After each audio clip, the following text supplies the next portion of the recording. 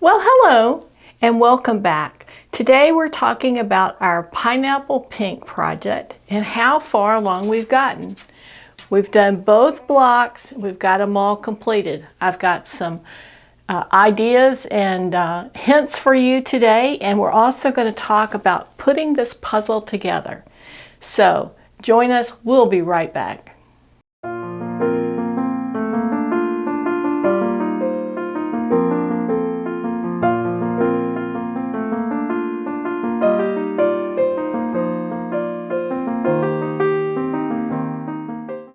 And welcome back to the Shamrock Quilt Studio.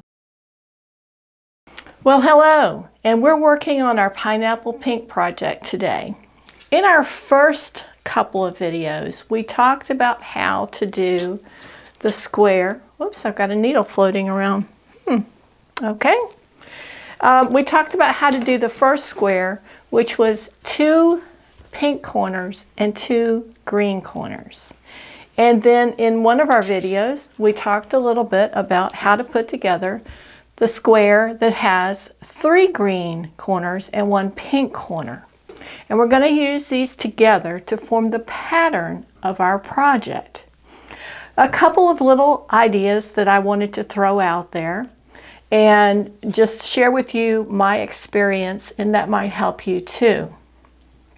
I really found it more beneficial to put these together in batches. That being said, to put all 4 of this one together and then all 4 of this one together. And that's because it is more efficient to sit down and pin the 4 pieces that need to go on this one at the same time as this one and the other 2, and then do all that sewing, then do all that ironing, and then come back and trim and add the next round. So that would be a real time saver if you're looking to save time. Then I found that ironing after every sew session was great because it got all of the pieces to lay flat so that they could be trimmed effectively, and I didn't have to worry about making sure that every seam was pulled out before I trimmed it. That was also very helpful, and it really kind of sped things along. Then I think I mentioned in one of our other videos that this tool cuts a perfect 10-inch block. So it's going to be able to be your tool to trim at 10.5 final size. And you just spin it around as you trim. You can actually trim 3 corners and then flip it, match those 2 outside corners, and trim the other. And when I'm looking at this even today, I can see it's spot on. If you're going to be handling it a lot, I suggest that right before you sew them together, you just take a quick look and make sure they're still square. Okay.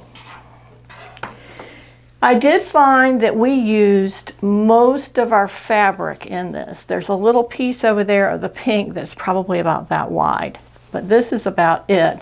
And as you recall, the white fabric, I didn't have a quantity that I purchased because I used something out of my stash. But this is one of those projects, and the way this pattern is written in the Pineapple Playbook, that is really very efficient in the fabric use. So if you are prone to make errors or cut slightly off, I would anticipate that you might need a little bit more. Certainly not double or anything like that, but maybe just a little bit more to make sure you have enough. And as you recall, we're not doing the end borders on this. We're only doing the 4 pineapple blocks. Okay. Enough talking, right? Let's get to sewing. So the way that this project is assembled is you're going to use the 4 blocks with 3 green corners on the corners.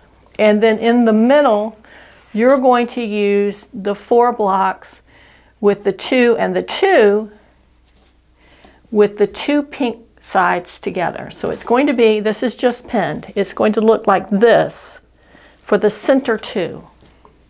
And then you'll have another one of those and then another one of these. And what I've done is I've gone ahead and pinned some of these together so that I can get started sewing. I'd like to be able to show you at least half of it today, and that's going to put us at 3 seams.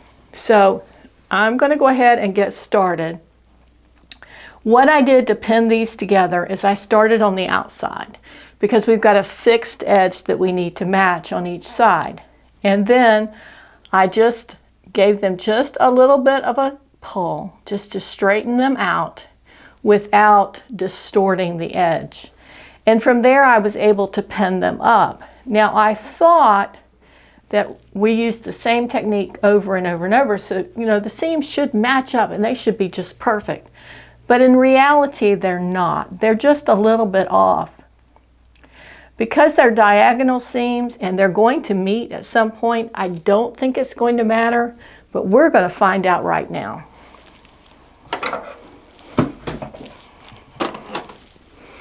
And I'm using my 1/4 inch seam with a reasonably small stitch. Mine is set at 2. And then I'm also using my 1/4 inch foot with the fabric guide on the edge. Okay, now we're started. I'm not going to do a back stitch on these because each of the ends is going to be sewn in another seam.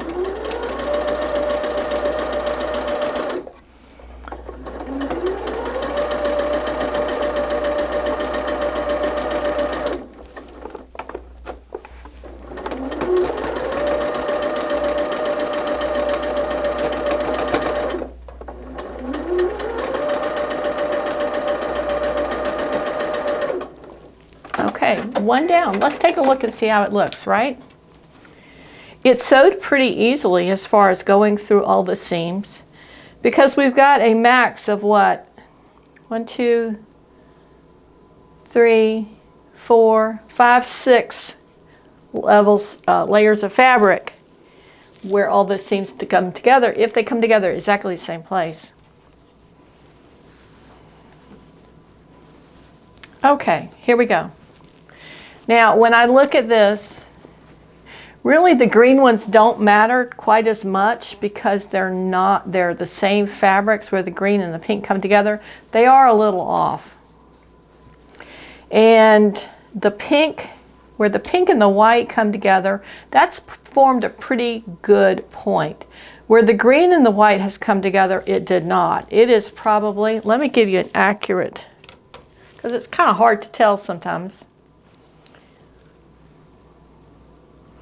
It's a little, well, it's just slightly more than an 8. And when I say slightly, it's still in the paint mark for the grid. So it's just a little bit off. And I'm going to go ahead and pull that apart just a little bit and show you.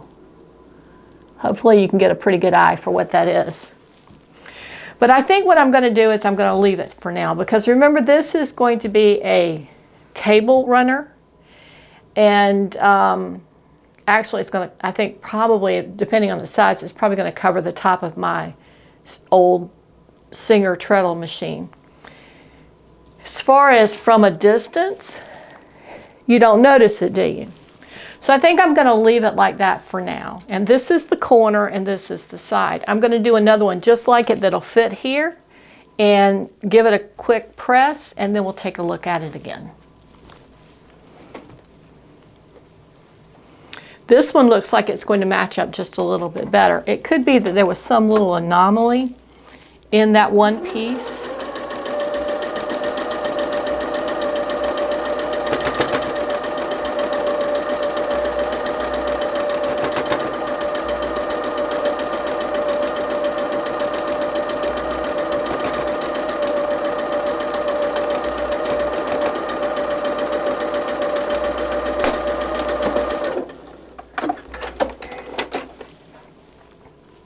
And let me also say this, that where you've sewn the strips together to get the pineapple design, those are all going to be length of fabric or width of fabric seams. They're not going to have a lot of give. But in those areas at the edge, in this case for the green fabrics, they're cut on the bias. So they are going to give just a little bit. And we would expect it maybe to just ease out just a little bit maybe.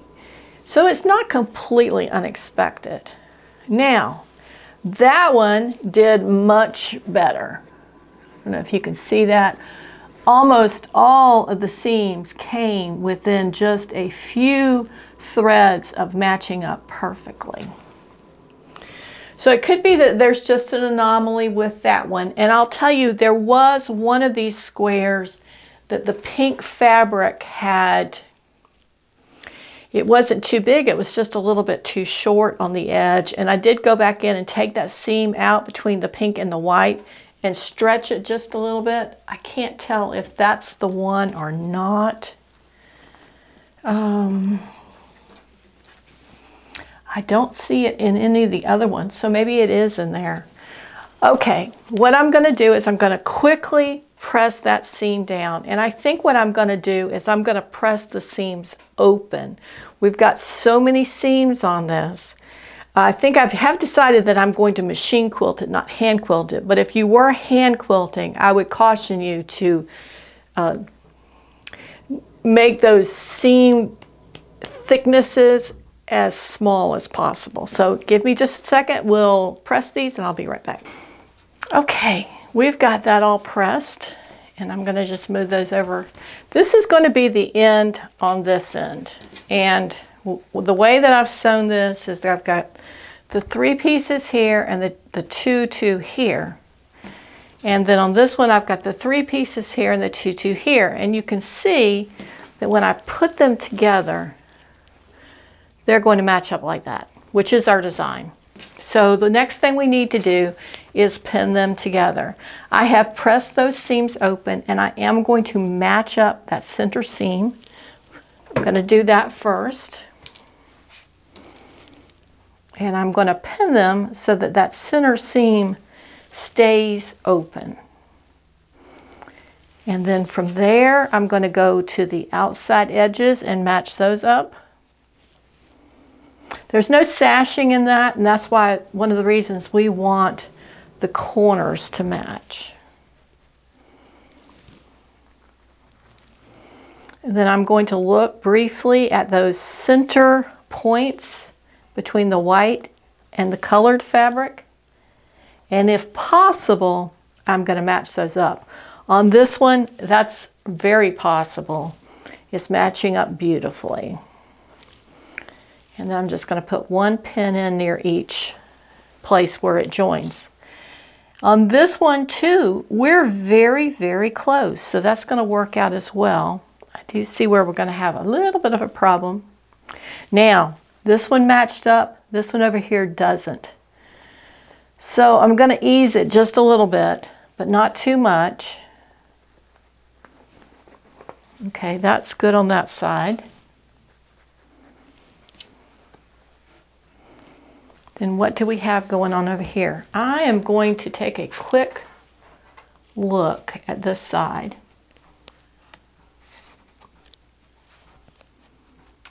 And I am matching up the solid black line on my ruler with the seam in the middle. The square is the right size. I was concerned about that. The square on the bottom looks like it's a little short. So again, we're going to go in there and match up those corners. And then on this side, we need to figure out what's going on. So we're going to just match that up the best we can. Get just a little bit of a pull, not too much. Now the white in the middle has a little bit of a pucker. So what we're going to do is we're going to just move those pieces where they join together. One was just a little bit longer than the other. So we're just going to put it in there and we'll just ease that in just a little bit. And if you can see what I'm talking about, there's just a little bit of a bump right here where that level of fabric is just a smidgen longer than the other.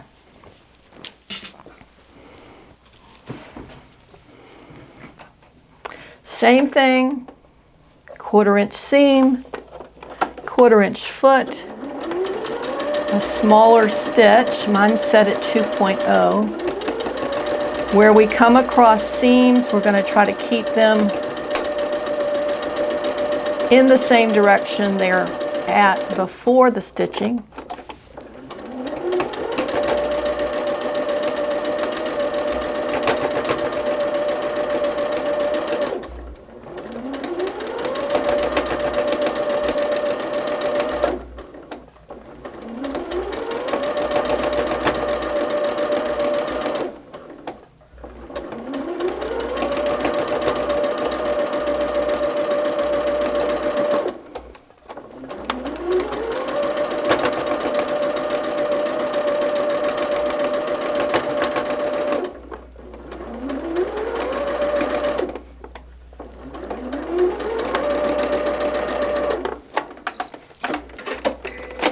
Okay, let's take these pins out and see what we've got. I will tell you this, that when you're sewing for quilting, that quilting process is going to cover up so many tiny errors. It won't cover up the big errors or the big places where things mismatch, but if it's a tiny error, that quilting, it's almost like magic.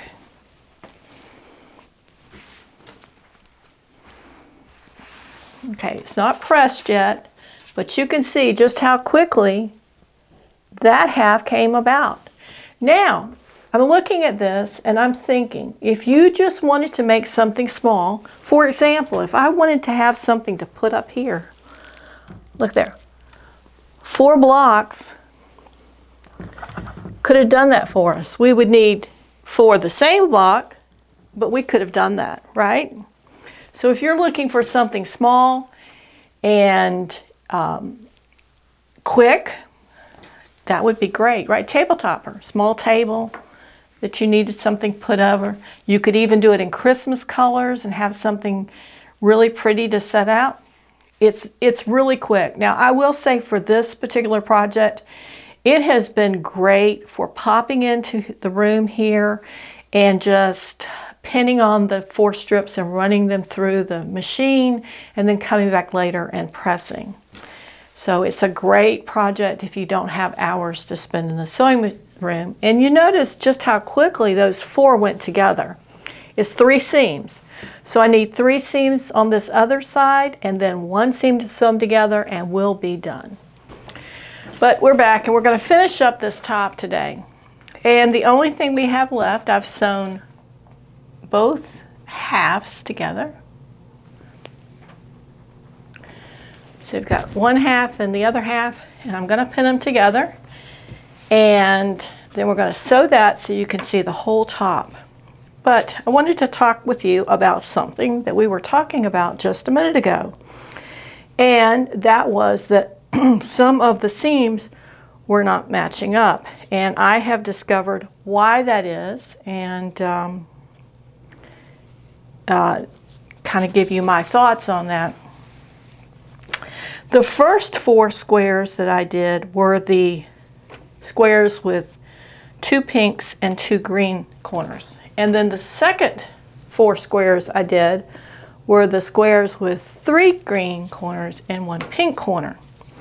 And I think that the reason that those are not matching up very well is because when I did that second set of 4s, the 3 and 1 block, I did not do the final trim on the last round of strips, and that would be this round right here. Should have been trimmed before the corner triangle was sewn on, because I'm sitting here while I was pinning them together thinking, why would they not match? I could understand if they were a little bit off, but to be 1/4 of an inch off or 1/8 of an inch off didn't make sense. So I started looking at the size of these strips, and this very last one, the biggest one here, was wider than the others. So I got to thinking about what I was doing, and I was doing those last night or I'm sorry, night before last. And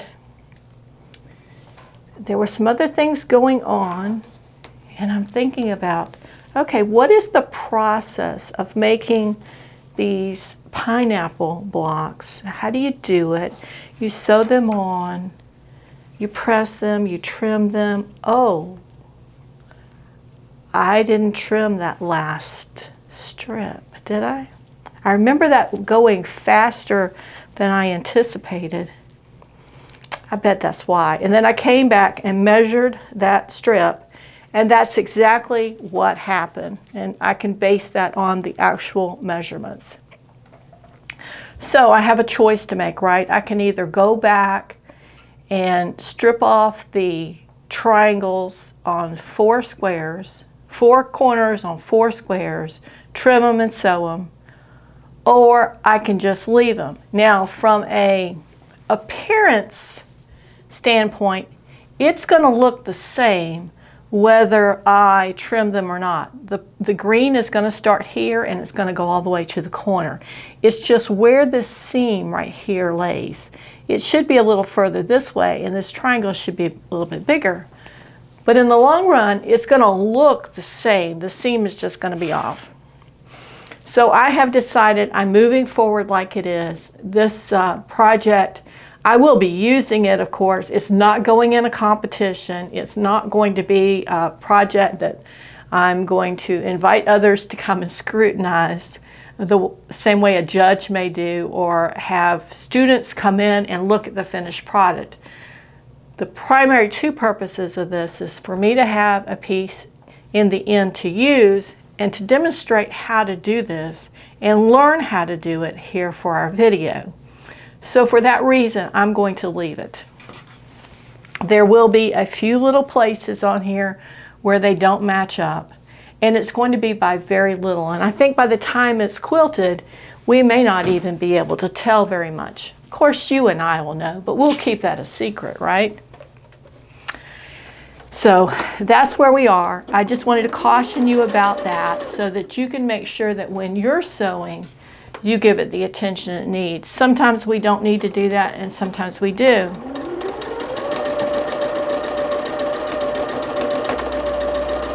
So this is going to be the final seam on this. We're sewing the 2 halves together.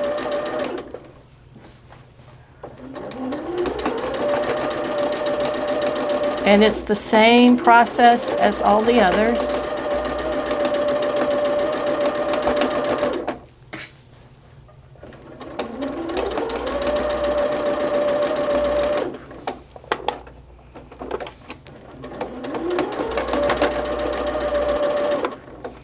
Sometimes the foot grabs the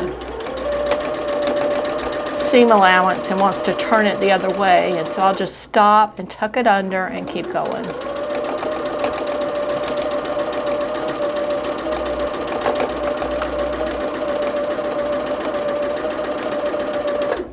And that's it.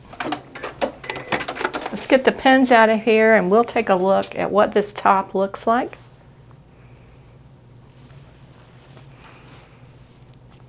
Now, like I said before, I'm not going to put the borders on this. I'm only going to bind it. But I've got to take a look and see if I've got enough fabric to bind it. It doesn't really look like it, but we'll see. We could always do it in the white. I think I've got enough of the white.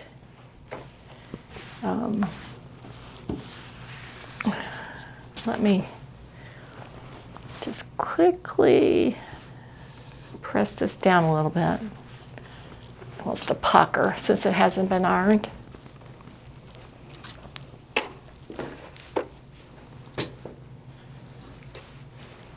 And I'll hold it up. That's the top. That's the whole top.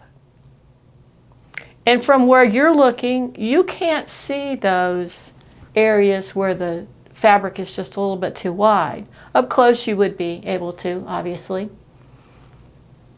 And really, even then, it's only in some of the blocks that it's more noticeable than others. It looks pretty, doesn't it? It meets my expectations. Let me see if I can quickly put this up here. I'll get tangled in my cords.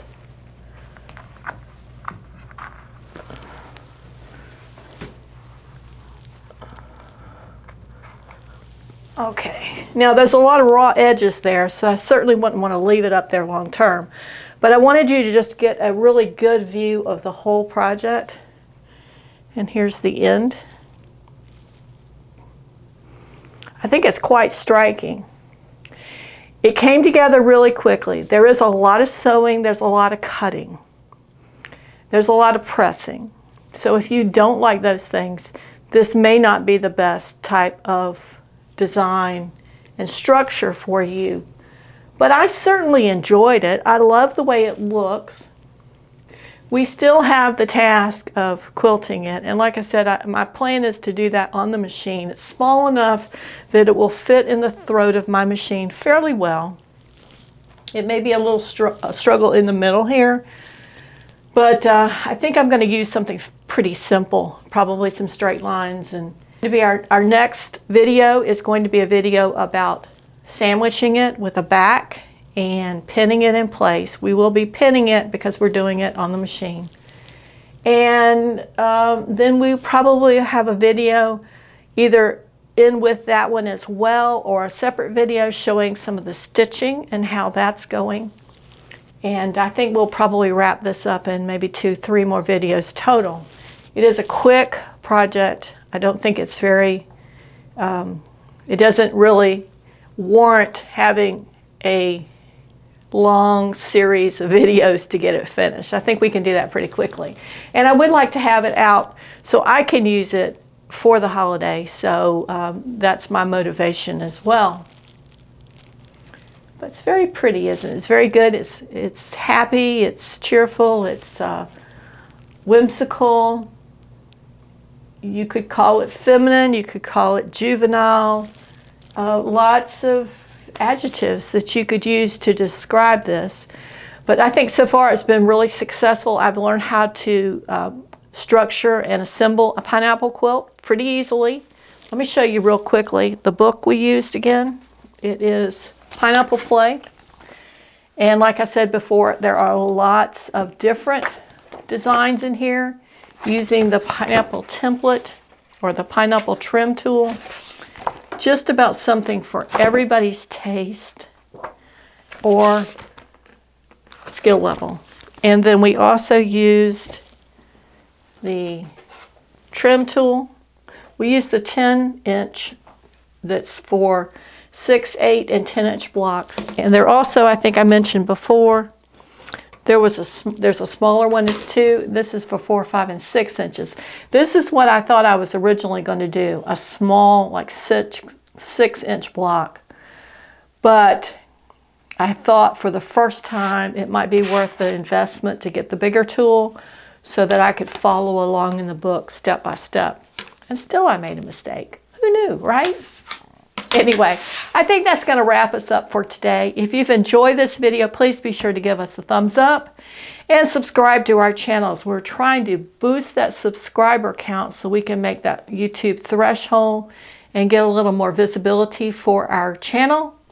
And we again hope that you've enjoyed this. We appreciate everybody who's joined us, and we'll have more videos on this project to come next week here at the Shamrock Quilt Studio.